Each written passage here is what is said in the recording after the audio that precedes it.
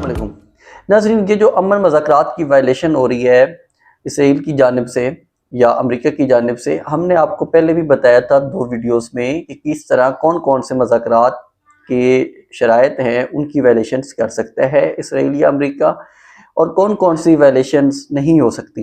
ये मुकम्मल मैंने पिछली दोनों वीडियोस में एक डिटेल के साथ बताया था, लेकिन अभी मैं आपको बताता हूँ कि ये जो वायलेशंस हो रही हैं इसका नतीजा क्या निकलेगा, ये वायलेशंस किस साइड पे लेके जाएंगी इस सारे मामलात को। जो इसराइल है उसने एक ख़तरनाक मनसूबा बनाया हुआ था कि जब ही ये मुज़ाकरात की बात होगी तो उसने लेबनान के ऊपर अटैक कर दिया, और लेबनान के ऊपर इतना बड़ा अटैक किया है उसने कि जो अल जज़ीरा रिपोर्ट कर रहा है ये अब तक का 10 गुना ज़्यादा बड़ा अटैक था लेबनान के ऊपर। जो अभी तक अटैक्स कर रहे थे उसमें से इतना बड़ा अटैक किया उसने लेबनान के ऊपर। इसराइल कहते हैं कि हमने तो अपनी दफा के लिए एक अटैक किया है, वहाँ से हमारे ऊपर अटैक हो रहा था, हम अपनी फौजी ताकत दिखाना चाह रहे थे, इस वजह से हमने अटैक कर दिया। तो ये इंतहाई ख़तरनाक है, क्योंकि ये जो मुज़ाकरात की जो एक पेशरफ्त हो रही थी उसको सबूताज करने की कोशिश थी इसराइल की जानिब से, जो नेतन्याहू लगातार कर रहा है। नेतन्याहू तो ऑलरेडी एक उसको वहाँ पे वार क्रिमिनल्स के नाम से जाना जा रहा है, क्योंकि उसने गजा में इतने ज़्यादा बेगुनाह औरतों और बच्चों को शहीद किया है। 50,000 से ज़्यादा उसने औरतों और बच्चों को शहीद किया है गजा में। तो वो तो उसे तो कोई परवाह नहीं है कि उसकी वायलेशंस हो या ना हो। अच्छा, वो सारा सपोर्ट उसे कर रहा होता है अमेरिका। अब अमेरिका ने एक बोर्ड ऑफ पीस के नाम से बनाया, उसमें वो मेंबर है। अब हमारे वाले जो यहाँ पे शहबाज शरीफ साहब है वो उनको नोबेल प्राइज देते हैं, बोर्ड ऑफ पीस के ये भी मेंबर हैं। तो ये क्यों नहीं बातें करते वहाँ पे? ये जब भी बात करेंगे ये कहेंगे कि हाँ जी आप जंग खत्म कर लें, इस तरह कर लें, इस तरह कर लें। इनको ओपनली कहना चाहिए कि आप इस जंग को ख़त्म करें, नहीं तो हम बोर्ड ऑफ पीस में रहने का मकसद नहीं बनता। लेकिन इनके पास इतनी मोरालिटी नहीं है कि ये वाली बात वो वहाँ पे कर सकें, क्योंकि ट्रंप उठ के इनके मुंह के ऊपर कोई ना कोई बात सुना देगा कि हाँ भाई ये देखें, ये आपने मुझे ये कहा था, आपने मुझे ये कहा था। तो इसलिए ये लोग उनको बात ही नहीं करते। अब जो चीज़ है कि अगर ये जो वायलेशन कर रहा था, सबसे पहले वायलेशन स्टार्ट की अमेरिकी सदर ने। मैंने वो पहले बताया था कि यूरेनियम के ऊपर जो अमेरिका है वो बहुत मुश्किल है माने। तो उसी तरह हुआ कि जो ट्रंप है उसने कहना शुरू कर दिया कि मैं यूरेनियम की अफजूदगी ख़त्म करने तक इससे कम किसी चीज़ पे नहीं मानूंगा। भाई, जो मुसवदा शेयर किया मिस्टर शहबाज शरीफ साहब ने, उसमें यही चीज़ थी कि यूरेनियम जो भी उसको अफजूदगी करेगा ईरान अपनी एक आहद में रह के, जो उसे ज़रूरत होगी उसके साथ वो कोई भी छेड़छाड़ नहीं करेंगे, क्योंकि यूरेनियम काफ़ी ज़्यादा पावर प्लांट्स में भी इस्तेमाल होती है, उसकी अलग रेशो होती है और बहुत सी चीज़ों में इस्तेमाल की जा सकती है। यहाँ पे वो कहता है कि नहीं, अब मैं किसी चीज़ पे नहीं मानूंगा जब तक यूरेनियम ख़त्म नहीं की जाती, क्योंकि यूरेनियम का मैंने पहले बताया था कि खतरा है इनको कि अगर यूरेनियम इनके पास रही तो ये कभी भी एटमी वारहेड बना सकते हैं। तो अब उन्होंने अपने बयान चेंज कर लिया। एक तो इस चीज़ की वायलेशन होगी, दूसरा जो फ़िज़ाई हदूद की खिलाफ वर्जी हो रही थी, ईरान की फ़िज़ाई हदूद की खिलाफ वर्जी के वहाँ से आ रहे थे अटैक्स, ईरान के ऊपर भी अटैक किया, सबसे पहले ऑयल रिफाइनरी पे अटैक किया ईरान की, वो भी खिलाफ वर्जी हो गई अंदर। उसके बाद फिर लेबनान का जो मुआहदा किया था ईरान ने कि लेबनान के ऊपर अटैक नहीं होने, उसकी भी खिलाफ वर्जी हो गई।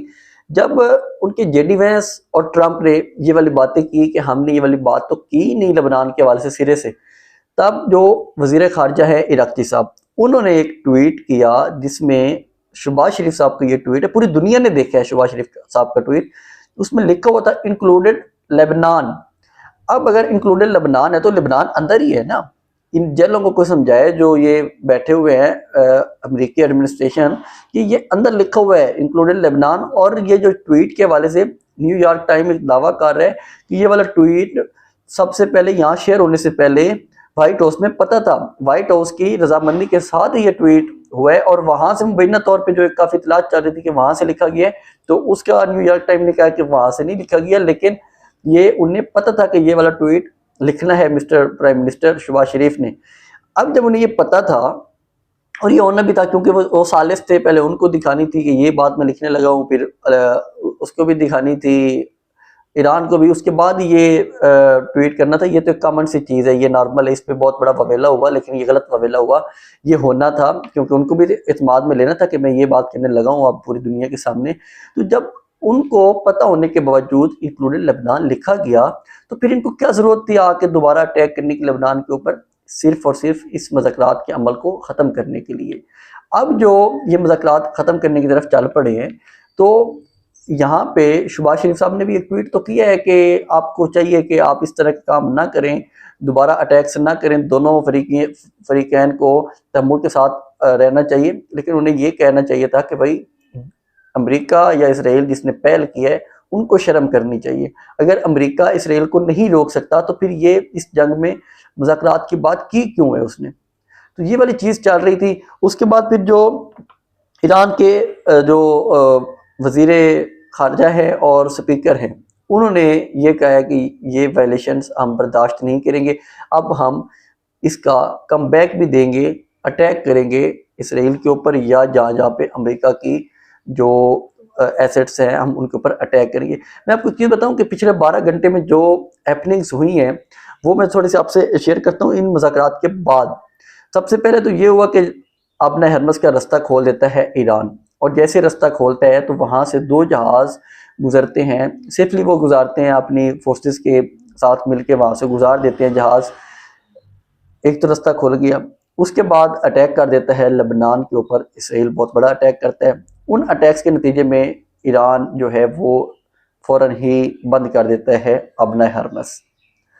जब अबना हरमस को ओपन कर रहा था और ये मुज़ाकरात की बात हो रही थी, तब जो कीमतें कम हुई हैं, तारीख की सबसे ज़्यादा कीमतें 2020 के बाद कम हुई हैं, ऑयल की 19% कम हुई। 2020 में जब कोविड था तब इतनी ज़्यादा कीमतें कम हो गई थी क्योंकि यूज़ कोई नहीं कर रहा था। तो अभी जब ये जंग की एक बातचीत हुई कि जंग अब ख़त्म होने लगी है, तो 19% कीमतें कम हुई हैं, लेकिन पाकिस्तान में इसकी कीमतें कोई भी कम नहीं हुई। ये हालात हैं यहाँ पे। जब बढ़ानी हो 1% बढ़ते हैं यहाँ पे इंटरनेशनली, पाकिस्तान में 5% बढ़ते हैं। और अभी जब वहाँ पे 19% कम हुई है तो पाकिस्तान में किसी की कान पे जूं तक नहीं रेंगी। तो उसके बाद अलावा जो पेट हेग्जिट है वो भी बयान देते हैं कि ईरान जो है वो मुज़ाकरात की भीख मांगने लग गया था, या वो हमारे आगे झुक गया था, इस तरह की बातें करना शुरू कर देते हैं, जो कि ये मुज़ाकरात को ख़त्म करने वाली बातें हैं। जेडी वैंस भी यही कहते हैं कि ईरानियन जो लीडरशिप है उनको गलत फहमी हुई है, हमारी तो कोई बात ही नहीं हुई थी लेबनान के हवाले से। तो सर, जो आपका इधर से ट्वीट हुआ है, प्राइम मिनिस्टर साहब ने ट्वीट किया है, तो वो देख लें। वो जो न्यूयॉर्क टाइम दावा कर रहा है कि ये व्हाइट हाउस में रेडी हुआ है, उसको तो ज़रा देख लें कि वहाँ पे क्या लिखा हुआ है। कॉमन सेंस की चीज़ है ना कि आप लोग वहाँ पे को ट्वीट भी कर रहे हैं और बारके भी दे रहे हैं।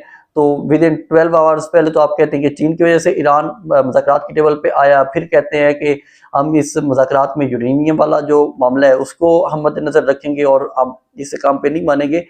तो मुज़ाकरात ख़त्म करने की कोशिश अमेरिका और इसराइल ये लोग कर रहे हैं। अब पहले इन्होंने हाथ रखा हुआ था कि ईरान गलती कर रहा है, ईरान नहीं मान रहा, ईरान नहीं मान रहा। अब जब ईरान ने सारी बात सामने रख दी है तो अब इन्होंने नया ढिंढोरा पीटना शुरू कर दिया। मैंने पहले भी कहा था कि जो इसराइल है, जो उनका मकसद है, जो वहाँ पे उनके ग्रेटर इसराइल टाइप एक अजीब सा उनका खपती चल रहा है मंसूबा, वो इस मंसूबे में तब तक नहीं मानेंगे जब तक ईरान के अंदर यूरेनियम मौजूद है। वो इस अमन मंसूबे में कभी भी नहीं आएंगे और उसने वायलेशन शुरू कर दी हुई हैं। तो ये जो चीज़ चल रही थी ये इंतहाई ख़तरनाक है। दूसरी साइड पे मैं आपको बताऊं कि जो सुहेल अफरीदी साहब हैं उनके ऊपर अब काफ़ी ज़्यादा तनकीद होना शुरू हो गई है। सलमान सफदर साहब की मुलाकात हुई और एक बयान आता है कि सलमान सफदर साहब की मुलाकात के बाद ये वाला जलसा ख़त्म कर दिया गया है। इमरान खान साहब ने खुद कहा है सलमान सफदर को कि आप ये जलसा ख़त्म करवाएं, जाकर लीडरशिप को बोल दें। मिनिस्टर गौहर साहब ने कौमी असम्बली में खड़े होकर कहा कि मैं ऑन द फ्लोर कहना चाहता हूँ ताकि ये रिकॉर्ड रहे कि हम एक वेल विशर्स के तौर पे ये जलसा ख़त्म करने लगे। लेकिन सुहेल अफरीदी के जो गिर्द घेरा तंग हो रहा है उसमें काफ़ी बातें ये हो रही हैं कि जो सुहेल अफरीदी में और अली मीन गंडापुर में कॉमन चीज़ें सामने आ रही हैं। बड़के, ये बहुत बड़ी बड़ी बातें कर रहे हैं, बड़के मार रहे हैं, लेकिन सुहेल अफरीदी साहब भी उसी रास्ते पे चले हुए हैं। आखिरी दिनों में सुहेल अली बिन गंडापुर की भी इमरान खान साहब से मुलाकातें नहीं होती थी। अब सुहेल अफरीदी की तो जब से वो वज़ीर आला बना है मुलाकात ही नहीं हुई। तो ये जो इनको एक ख़राब करने का काम है वो शुरू हो चुका हुआ है। उनको बड़ा सेफली रहना पड़ेगा कि मैं किस तरह इन मामलात से निकलूँ, क्योंकि कुछ लोग इर्द गिर्द हैं जो उनको और भी ख़राब करेंगे, लेकिन वो अपना जो अमली कदम है वो उठाने की तरफ आए ताकि अवाम को पता चले कि वाकई ही सुहेल अफरीदी इस मामले में सीरियस हैं। जब तक वो इन मामलात में सीरियस नहीं होंगे तो अवाम तो तनकीद करेगी।